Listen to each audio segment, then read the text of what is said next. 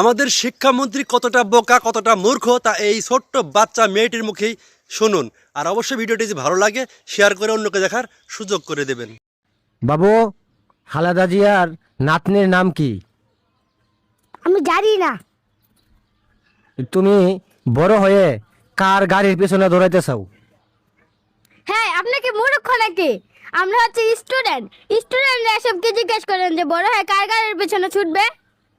না না, দেখো, আমি জিজ্ঞেস করতেছি কেন, গতকাল দেখলাম যে ওই যে একটা এই শিক্ষামন্ত্রী একটা স্টুডেন্টকে জিজ্ঞেস করতেছে যে তুমি এই বেগম খালেদা জিয়ার নাতনির নাম জানো কিনা, তুমি বড় হয়ে কার সাথে রাজনীতি করবে। তো ওই জন্য আমি জিজ্ঞেস করলাম আর কি, যে তুমি বড় হয়ে আমি কি কার গাড়ির পিছনে দৌড়াবে এটা বলছি। হ্যাঁ, আপনি তো এটাই বলেছেন। আর শিক্ষামন্ত্রী মূর্খ বলে আপনাকে মূর্খের মতো কথা বলবেন। আমরা হচ্ছে স্টুডেন্ট।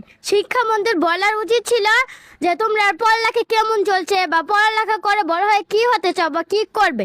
আর মূর্খের মতো বলছে যে বড় হয়ে কার রাজনীতির সাথে যুক্ত থাকবে। এসব কি কথা? মূর্খই তো। তো আপনি কি মূর্খ হবেন? একজন শিক্ষামন্ত্রী, বাংলাদেশের একজন শিক্ষামন্ত্রী মূর্খ হয় কিভাবে?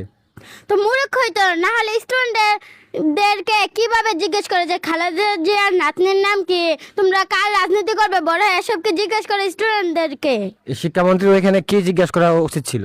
এখানে জিজ্ঞেস করা উচিত ছিল যে তোমরা বড় পড়ালেখা কি ভালো চলছে, আর তোমরা বড় হয়ে পড়ালেখা করে কি হতে চাও, কি করবে, এসব জিজ্ঞেস করার কথা ছিল। আপনারা তো শিক্ষামন্ত্রীর মতো মূর্খর মতো কথা বলতেছেন যে কার বড় হয়ে কার গাড়ির পেছনে ছুটবে।